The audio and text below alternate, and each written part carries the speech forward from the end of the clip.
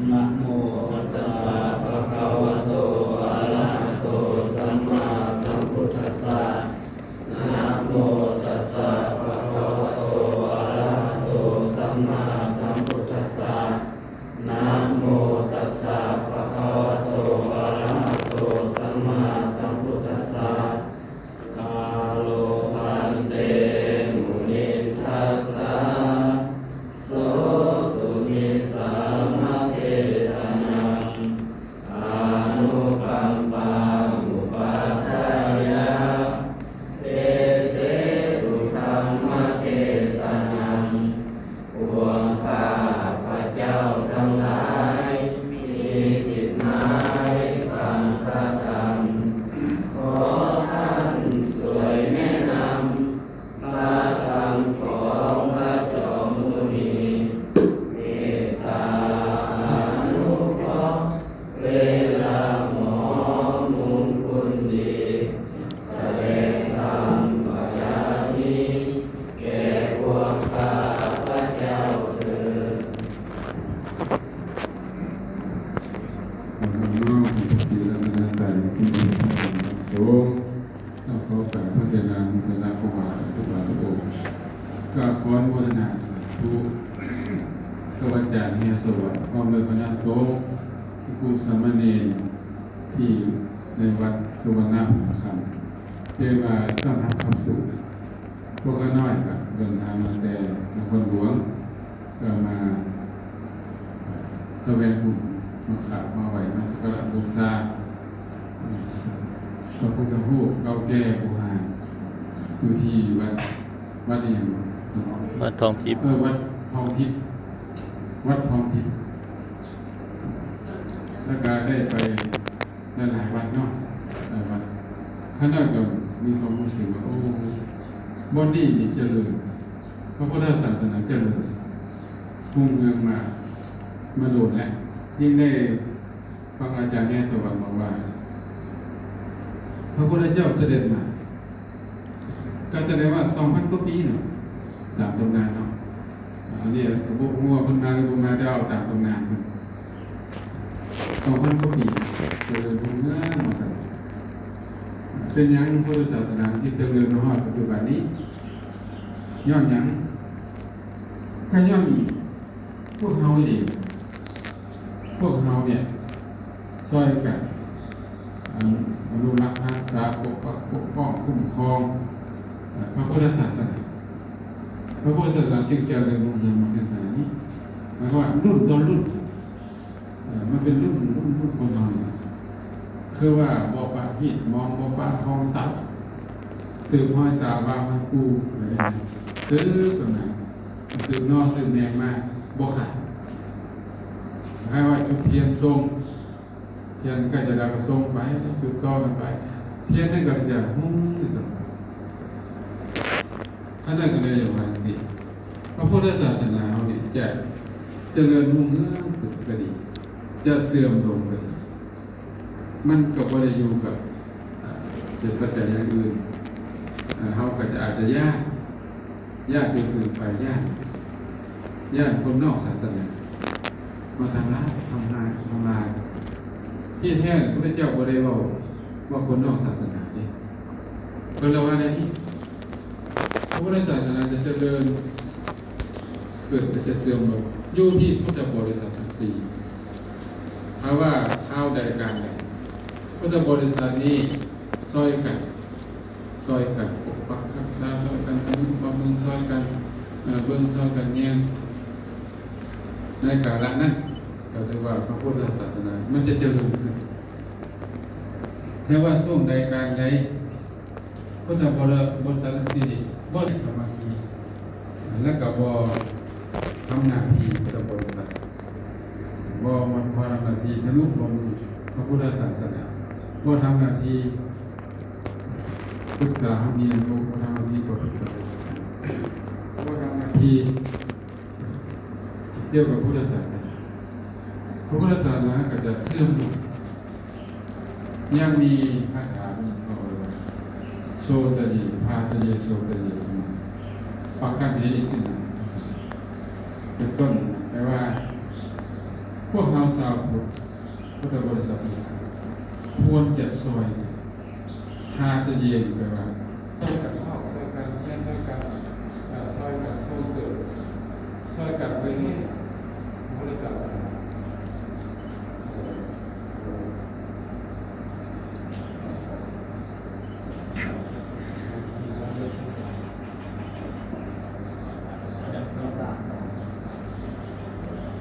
ช่วยกัน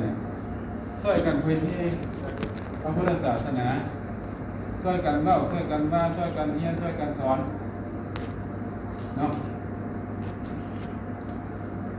ผู้ใดร่วมด้วยช่วยกันมองไงร่วมด้วยช่วยกันว่าให้ผู้ให้โยนภาระหน้าที่ให้จะโยนภาระหน้าที่กับให้ผู้นั้นผู้นี้ที่ครูพิคุณีประสูประสิกาต้องกลมเกลียวกันทำที่กันเหมือนเสื้อซี่เสร็จเสื้อที่เส้นฝันเป็นเส้นเดียวถ้าว่าเส้นเดียวมันก็คนมันต้องซี่เสร็จฝันเสื้อเส้นยังไงเนี่ยมาเบิ่งมันมีเสื้อเส้นไหนนะมันก็ให้ได้ผลทางสามารถมัดงอมัดกล้วยมัดสร้างได้เลย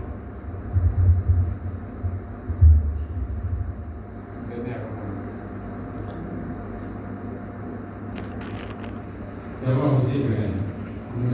มันซีสัตว์นะคำหนึ่งเรียกว่าเสือกซีเสร็จ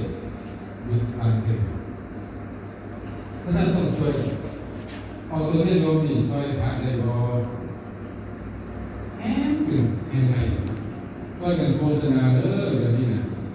วัดอาจารย์แห่งสวรรค์นี่มันมีโครงการฮับพระนี่60 โบกนี่เขาจะเปิดเป็นวันเฮียนหมดโอ้เด็กเพิ่นส่งลูกพระลูกขัวเพิ่นไปเฮียนอยู่ที่ไทยเสกประโยค8ก็มีหมายความว่าช่วยกันสร้างตอนนี้เพิ่นกำลังเฮ็ดศาลาอยู่ศาลานี่ก็เป็นบ่อนพักบ่อนเซาหั่นแหละให้พระภิกษุสามเณรเอาก็ซอยโฆษณาประชาสัมพันธ์ว่าวัดอาจารย์เพิ่นเฮ็ดอันนี้นี่เด้อนี่นะเฮามีป่าเฮาก็ใส่ป่าเฮานี่สักส่วนโอนต้านแล้วเฮาก็เป็นพระเป็นเจ้าเฮาก็ส่วนออกตนนิยมเฮ็ดบุญเด้อโครงการของวัดเฮามีจังซี่เด้อถ้ามีของก็ดีก็จะเก็บไว้ก็ให้หมู่ฮู้นำเนาะเพิ่นมีของดีตู่อยู่ที่นี่น่ะวัดนี้มีของดีโดยเฉพาะวัดมีพระธาตุสุวรรณภาคำเป็นพระธาตุที่เก่าแก่เหลือเกินได้ยินว่ามีสรีระธาตุ80 องค์อยู่ที่นี่และมีเกศาธาตุมีผามีหลายอย่างเพิ่นว่าสิอยู่ในนี้ก็คือว่าพระธาตุองค์น้อยนี่เขาเบิ่งน้อยละแต่ว่ามีคุณยิ่งใหญ่แล้วก็เก่าแก่ยาวนานฉะนั้นสถานที่นี้เคยเจริญรุ่งเรืองมาแล้วแสดงถึงว่าพระราชาก็ดีประชาชนอยู่ที่นี่ก็ดีเครื่องซึมในสิ่งได้ทำแล้วก็ปกปักรักษาสืบทอดยาวนานพระผู้สามเณรก็มีคุณภาพปกปักรักษาซอยกันเบิ่งซอยกันแยงเป็นรุ่นอยู่ข้าน้อยเท่าที่ข้าน้อยไปมากับลายแขวงอยู่ดิทั้งเหนือนี่นะนอกจากหลวงพ่อบาทเขาได้ก็ยกให้บ่แก้วเลยเว้าเรื่องศาสนารู้สึกว่าจะเข้มแข็งแล้วก็เบิ่งไปแต่ละวัดที่ผ่านมาโดยเฉพาะได้ไปเห็นพระพุทธรูปที่เพิ่นขุดค้นขึ้นมายิ่งมั่นใจว่าโอ้บ่อนนี้มันบ่แม่นบ่อนธรรมดาเด้อสถานที่แห่งนี้มันเป็นอาณาจักรเก่าๆเมืองเก่าๆสวรรคมคำนี่นะครับถึงว่าจะล่มสลายไปก็จริงแต่ว่ายังหุ่งเฮืองมาตลอดมาอีกแล้วก็เป็นบ่อแก้วมีแก้วหลายอันนี้แก้วก็เป็นสมบัติของโลกเนาะแก้วทั้งโลกก็มีคุณค่านะแก้วทางธรรมก็คือ พุทธรัตนะธรรมรัตนะสังฆรัตนะก็จะเลื่อนรุ่งเรืองขึ้นกันฉะนั้นนอกข้าน้อยก็อย่าคอยคณะครูบาอาจารย์พุทธบริษัทเฮาเนี่ยซอยงานศาสนาผู้ใดเฮ็ดอันใดได้ก็เฮ็ดพาสเยนซอยกันศึกษาห้ามเฮียนซอยกันเทศซอยกันแสดงซอยกันเผยแพร่โชตเยธรรมังเฮ็ดถึงใดให้พระธรรมคำสอนพระเจ้าจะเจริญรุ่งเรืองสดส่วงสัจวาเจริญขึ้นมาใหม่บางคนเนี่ยท้อใจโอ้ยพุทธศาสนานี่ล่วงการผ่านมาโดนแล้วมันฮอดข่าวเสื่อมแล้วมันเสื่อมมันอยู่ไสมันอยู่มุมใดความเสื่อมมันอยู่ที่คนมันบ่ได้ถ้าเฮาซอยกันเด้ซอยกันปกปักรักษาซอยกันสร้างซอยกันสร้างซอยกันพัฒนามันสิเจริญมันสิเสื่อมบ่ล่ะมันก็เจริญขึ้นมันบ่ล่ะถ้าต่างคนต่างหันหลังให้ก็เสื่อมไปโชตเยธรรมังมันก็ว่าเฮ็ดให้พระธรรมสอนพระเจ้ารุ่งเรืองขึ้นปัคคะเนสินังอาจารย์ช่วยกันยกย่องเชิดชูพระพุทธศาสนายกสูงว่านี่คือเป็นจุดศูนย์รวมของชีวิตจิตใจเป็นบ่อนรวมจิตใจของคนเป็นจิตวิญญาณว่าใช่ไหมจิตวิญญาณของเราเอาศีลเอาธรรมเป็นเครื่องนำหน้าพาทางเอาศีลเอาธรรมเนี่ยนะเป็นเครื่องชี้ทิศเยืองทางก็รับรองว่าเจริญแน่นอนพระพุทธศาสนาเจริญเขาเอามองใดเป็นแกนอาตมาอยากให้เจริญอยู่ในที่นี้ถ้าเจริญอยู่ภายนอกเนี่ยบ่โดนก็เสื่อมให้เจริญอยู่ทางในพี่อยู่ในจิตอยู่ในใจเขาเนี่ยเพราะเรื่องวัตถุนะมันเกิดแตกสลายไปนะบ่มีอย่างยืนยงคงโตได้แต่ว่าศาสนาบุคคลเนี่ยนะสืบทอดกันมานี่ตายไปได้จากเส้นคนล่ะบ่สำคัญดอกตายไปเท่าใดก็ได้แต่ว่ามันสืบทอดกันได้มันสืบทอดกันมาฉะนั้นก็อยากให้พวกเราทั้งหลายได้ฮักได้หวงได้อนุรักษ์รักษาพุทธศาสนาเนาะในที่ต่างๆเนี่ยเขียนบอกแก้วนี่ในพุทธศาสนานี้อายุยงคงโตพวกรักษาเบื้องแยงบูรณะซ่อมแปลงให้มันอยู่เป็นวัตถุโบราณเป็นหลักฐานให้คนรุ่นใหม่ได้เบิ่งได้แยงได้เป็นตัวอย่างได้เป็นแบบอย่างแล้วก็มาที่สองเท่านี้แบบบุคคลหรือว่าพระภิกษุสามเณรจะอยู่ในวันนี้ที่บวชเข้ามาเขาก็เจริญหอยตามพระเถระหรือพ่อแม่ครูบาอาจารย์เก่าๆที่เพิ่นเห็นมาศึกษาเรียนแบบใดปฏิบัติแบบใดพวกครูบาอาจารย์เกิดมาใหญ่รุ่นมานี้เฮ็ดจังได๋เขาสิเข้าใจเรื่องพระธรรมวินัยพระสัมมาสัมพุทธเจ้าเฮ็ดจังได๋สิมีความรู้เฮ็ดจังได๋สิสืบทอดศาสนาได้ถ้าบ่มีความรู้มันสืบบ่ได้คือตระกูลที่ร่ำรวยและหลงจบย้อนหยังย้อนลูกหลานบ่มีความรู้ต้องมีความรู้พร้อมประพฤติตัวดีพร้อมจึงสามารถ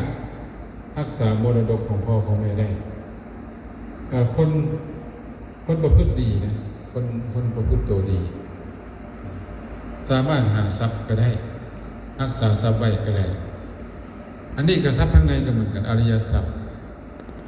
เกี่ยวกับธรรมะเกี่ยวกับศีลกับธรรมผู้ใดจะอนุรักษ์รักษาเนี่ยจะต้องทำตัวประพฤติตัวให้มันดีก่อนให้มันดีเขาจะสามารถคุ้มครอง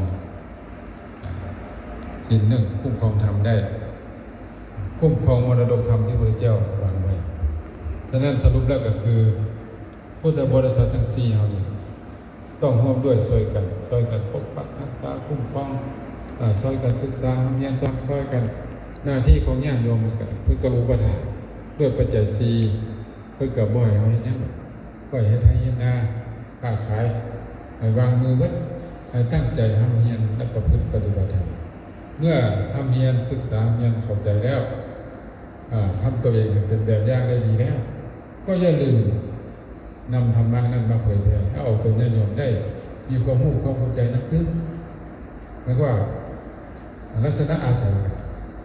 เอาตัวญาติโยมเขาจะบ่มีเวลามาเรียนมาศึกษาก็อาศัยพวกเขานี่แหละ ไปศึกษาเรียนมาแล้วก็มาเผยแพร่ต่อหน้าที่ของหมอต้นนิยมกับหน้าที่อุปถัมภ์คำสู่วัดวาศาสนาโดยปัจจัย4